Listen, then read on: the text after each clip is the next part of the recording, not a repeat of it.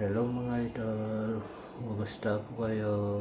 Pasensya na po, medyo kunti lang nai-upload ko na vlog ko dahil pasama po pakiramdam ko. Saka nagsimba po ako kanina.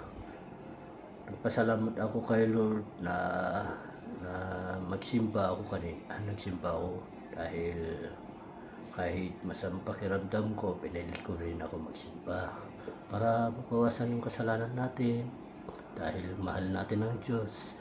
Saka konti lang kinakain ko kanina mga idol dahil ibang lasa yung lalamunan ko pag kumain ako eh. Alam mo bakit? Galing lang sa baba kasi mainit dun eh. Hindi ko nga alam eh. Sobrang init talaga dun. At saka hindi naman ako masyadong uminom dun. Paminsan-minsan lang ako uminom dun mga idol. Nagpa-vlog lang ako at naligo lang mga idol. Yun lang po mga idol. Dahil sobrang ang samang pakiramdam ko talaga. Tignan niyo yung mukha akong pula-pula. Lalo pumapangit, lalo akong pumapayat mga idol.